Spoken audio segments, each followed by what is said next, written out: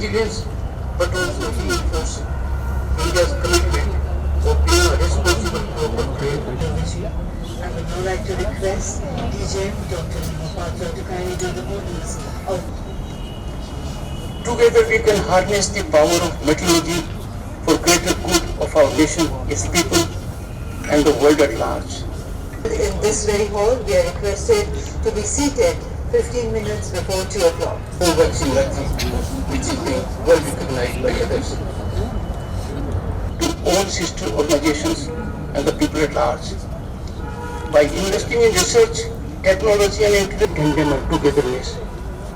And I no doubt to be contemporaneously updated is fine.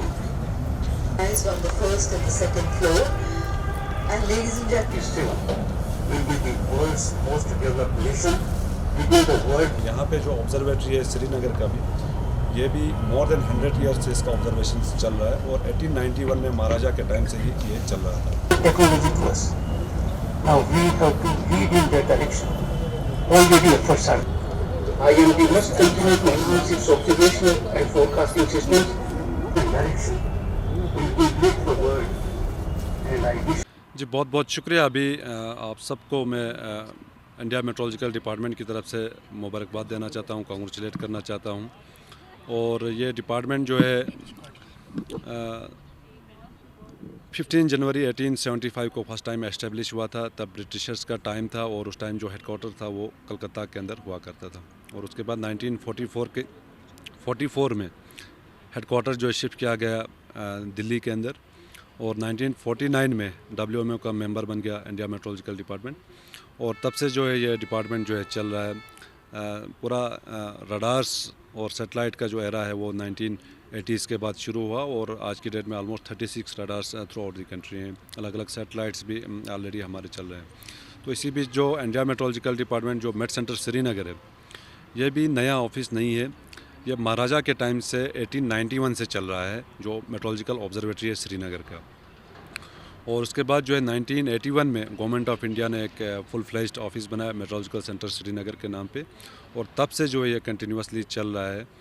Weather services और climate services जो है provide कर रहा है for the people of Jammu and Kashmir और डिफरेंट यूज़र्स को। जी आज जो सेलिब्रेशंस हुई, क्या कुछ नए प्लान्स रहेंगे और क्या तब्दीलियाँ आएंगी? जी बिल्कुल। अभी जो ऑनरेबल मिनिस्टर का स्पीच आपने सुना होगा। टोटल 83 रडार्स लगभग लगेंगे during next 5 years. Central India या नॉर्थ इंडिया के कुछ इलाके हैं, नॉर्थ ईस्ट इंडिया के।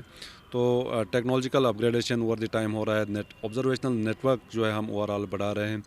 तो ऑटोमेटिक वेदर स्टेशंस हमने already through out the country बढ़ाए और जम्मू कश्मीर के अंदर भी कमिंग डेज़ में ऑटोमेटिक स्नो गेजेस जो है लग रहे हैं, जिसमें आपका बर्फ़बारी भी जो है आपका ऑटोमेटिकली पता चलेगा। आपको डायरेक्ट वेबसाइट में डाटा आ जाएगा कि कितना फीट या इंच में आपका स्नोफॉल हुआ है। तो ट्रायल बेसिस पे हम 2 ऑलरेडी इंस्टॉल कर रहे हैं श्रीनगर के अंदर और पहलगाम के अंदर, जिसमें जो आपको बर्फ़बारी के बारे में वो ऑब्जर्वेशंस दे पाए। ड्राई स्पेल जो है एक्सटेंडेड पीरियड के लिए चल रहा है और लास्ट 45 डेज से एक बूंद का बारिश हो या बर्फ़बारी हो पहाड़ी इलाकों में बिल्कुल भी नहीं दिखा है। तो कमिंग डेज़ में खासकर 16 जनवरी को कल एक फीबल WD अप्रोच कर रहा है, जिसके कारण जो है लाइट स्नोफॉल की पॉसिबिलिटी है। खासकर higher reach of Kupwara, Bandipora, central Kashmir के कुछ एक जो हायर रीच हैं, डिस्ट्रिक्ट बारामूला के भी कुछ एक हायर रीच हैं और कुछ मैदानी इलाकों में भी light rain drizzle for short period हो सकता है। और उसके बाद जो नेक्स्ट फीबल WD है वो 20th को आ रहा है, जिसके कारण जो है मौसम थोड़ा सा आबरालूद बन सकता है। एक्सट्रीम जो हायर रीच हैं वहाँ पे वेरी लाइट स्नोफॉल की पॉसिबिलिटी है। बाकी 24 तक ऑन एन एवरेज मौसम जो है ड्राई रहने के चांसेस हैं, क्योंकि मेजॉरिटी ऑफ द प्लेन्स या जो higher reach of Jammu division है वहाँ पे कोई बारिशें या बर्फ़बारी के चांस नहीं है। लेकिन 25 से जो है वेस्टर्न डिस्टर्बेंस अप्रोच कर रहे हैं। मौसम थोड़ा सा बदल सकता है, बारिशें या बर्फ़बारी के इम्कानात हैं। अभी के जो ट्रेंड्स हैं, अर्ली इंडिकेशंस है डिफरेंट मॉडल्स का। तो कमिंग डेज़ में हम इसमें और प्रिसाइजली और क्लियरली बता पाएंगे कि इस सिस्टम का जो इंटेंसिटी है, डिस्ट्रीब्यूशन है, ये क्या रहेगा कमिंग डेज़ में। सर, रिकॉर्ड ब्रेकिंग टेंपरेचर आपकी बार यहाँ पे हुआ है, थोड़ा सा उसके बारे में बताएंगे क्या रीज़न है? जी बिल्कुल। देखो, आपका जब भी एक्सटेंडेड ड्राई स्पेल रहता है तो हमेशा आपका टेम्परेचर जो है वो शूट अप होता है।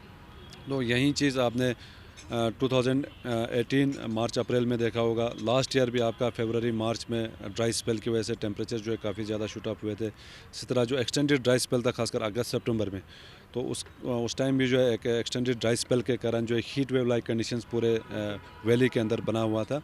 और अभी जो ड्राई स्पेल है, क्योंकि बर्फ़बारी वगैरह आपका कहीं पे भी नज़र नहीं आ रहा है, तो उसके कारण जो है टेम्परेचर्स में शूट अप हुआ। और जो 13 जनवरी को जो है 15 डिग्री सेल्सियस था, वो लास्ट 14 ईयर्स में हाईएस्ट है, 14 ईयर्स 14। और इसी तरह लास्ट 100 ईयर्स के अंदर ये 6th हाईएस्ट है जनवरी के महीने में। बाकी जम्मू डिवीज़न के अंदर भी फॉग जो है अभी कंटिन्यूसली चल रहा है। दिन का जो मैक्सिमम टेम्परेचर है वो ऑलमोस्ट 8-10 डिग्री नॉर्मल से नीचे है। तो कमिंग डेज़ में थोड़ा सा राहत मिल सकता है, खासकर जम्मू डिवीज़न के अंदर भी, और यहाँ वैली के अंदर भी जो ड्राई स्पेल है वो थोड़ा सा ख़त्म हो जाएगा। जो हम देखते भी आ रहे हैं कि दिल्ली का मौसम और यहाँ का मौसम भी सेम हो चुका है, क्योंकि लगातार ऐसी खबरें मौसम में, क्या आने वाले दिनों में भी ऐसा मौसम हमें देखने को मिलेगा कि जो गर्मी है उसमें बढ़ा हुआ है? ना, अभी देखो फॉग के कारण जो आपका मैक्सिमम जो डे टेम्परेचर है वो काफ़ी ज़्यादा गिरावट आया है throughout the plains of north India. तो यहाँ पे अभी फॉग नहीं, उसके कारण जो आपका सोलर रेडिएशंस प्रॉपरली आ पाता है, तो जिसके कारण जो है डे टेम्परेचर जो है नॉर्मल से ऊपर ही चल रहा है। तो कमिंग डेज़ में खासकर जम्मू या बाकी जो प्लेन्स हैं, इसमें फॉग जब भी ख़त्म होगा तो टेम्परेचर में एकदम शूट अप देखने को मिल सकता है।